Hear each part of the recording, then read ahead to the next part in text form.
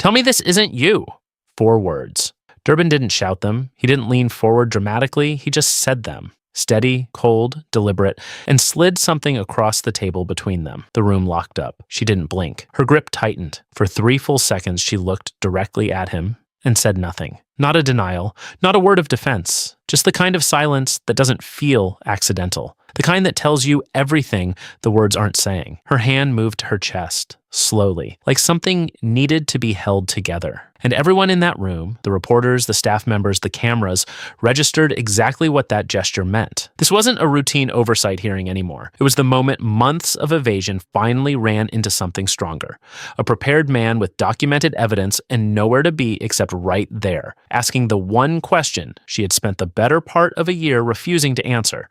What happened next would take 20 minutes, but the outcome was decided in those first 3 seconds of silence. Months earlier, at a public event, she made a statement that sent ripples through every corner of Washington. She confirmed, openly, on the record, that a file connected to the Epstein-related materials, a document containing information about individuals tied to Jeffrey Epstein's operation, was in her possession, sitting on her desk. Those were her exact words. Then the silence began. No updates, no partial briefing, no classified summary to the Oversight Committee, no timeline, no explanation of process, no acknowledgement that the file still existed. Weeks turned into months. The Department of Justice stayed quiet, and the question that had nowhere to go kept growing louder in rooms exactly like the one she was now sitting in. Here's what matters. Reviews like this don't go quiet for months. Not at this level. Not with this kind of exposure. That kind of silence doesn't happen by accident. And yet, nothing. Durbin knew this, and in that room, people who understood those timelines didn't need it explained. They had seen delays before.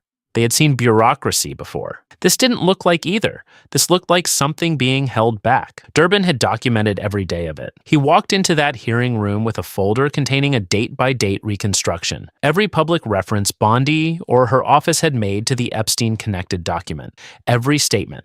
Every missed opportunity. He didn't open with the folder, he opened with her own words. In her formal statement that morning, Bondi had declared that playing politics with law enforcement powers will go down as a historic betrayal of public trust. Durbin let that sentence settle over the room. He let it hang. Then, without raising his voice, he looked directly at her. If that's true, he said, then what do you call what's been happening inside your own department for the past 8 months? Bondi's jaw tightened. Her hands, which had been open and relaxed on the table, folded shut. She had come prepared. She had a crafted response for every Democratic senator in the room, personal and sharp, ready to deploy. What she had not prepared for was her own opening statement being used as the prosecution's first exhibit. For 1 second the cameras caught cleanly, she looked like someone who realized she was in the wrong room with the wrong answer. She recovered, barely. That was the last moment she looked fully in control. Then Durbin shifted, and the room shifted with him. Durbin moved into the Chicago operation without pausing. He described it with precision. Black Hawk helicopters, night, residential building, South Shore neighborhood, doors forced open, families pulled from beds, residents zip-tied in their hallways without explanation. Elderly people, women, individuals with no documented connection to any criminal investigation. All of it authorized. All of it defended by her department. He laid each detail down one at a time without drama, which made it worse. Then he cited the alleged remark. An agent, confronted directly with the sight of families caught in the sweep, had allegedly responded in a way Durbin declined to repeat in full. He referenced it. The censored version landed harder than the original words could have. A senior committee staffer later described it this way. She had attended hundreds of hearings and had never heard a room go that quiet that fast. Several reporters in the gallery stopped typing simultaneously because the moment forced silence. Bondi reached for statistics. Arrest numbers, fentanyl seizures, task force operations.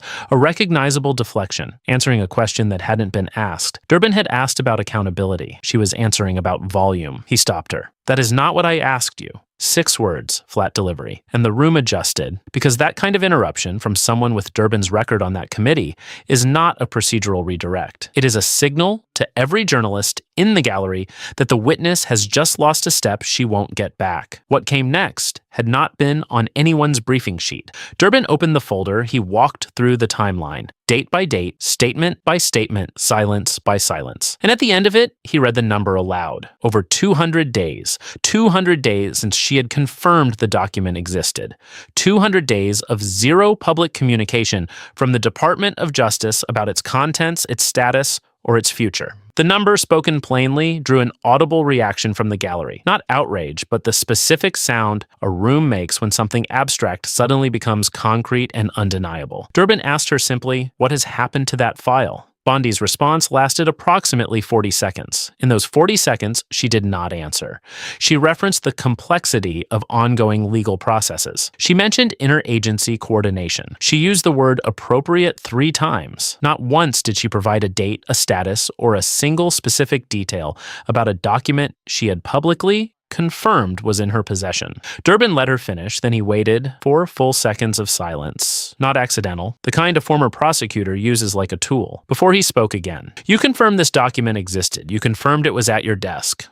That was over 200 days ago. And your answer today is that you cannot discuss it. Is that correct?" Bondi said, "I'm not going to discuss this in an open hearing." 7 words. And in those 7 words, she had done something she clearly hadn't planned to do. She had confirmed on the public record that it still existed and that she was refusing to discuss it. That answer would follow her out of Washington. And then he went where she clearly didn't want him to go.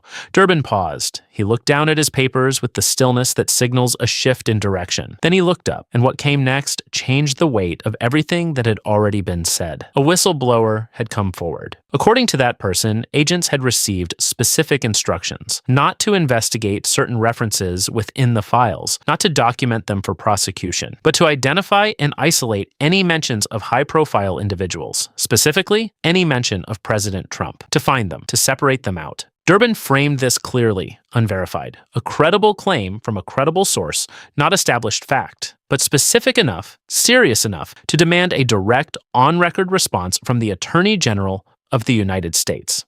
That's when something happened that 3 reporters in the gallery independently noted afterward. Bondi's color changed, not dramatically, subtly. The way color changes when something crosses a face that is working hard not to show it. The composure that had carried her through hours of testimony developed something that looked less like control and more like maintenance. By then, even her calm looked rehearsed. Her press aide, seated directly behind her, leaned forward almost imperceptibly, the movement of someone about to intervene who then decides against it. 2 FBI liaisons along the wall exchanged a glance that 3 different journalists later described in identical terms: recognition. One reporter in the second row wrote a single sentence in her notes at that moment, notes that would later be quoted in a widely circulated analysis of the hearing. It felt like she knew exactly what he was about to ask and didn't want to hear herself answer it. Durbin asked her to respond, to deny the allegation specifically, to describe what oversight mechanisms exist to prevent political filtering of sensitive materials, to offer anything on record. Bondi said she was not going to address unverified allegations in a public forum, technically defensible, and devastating,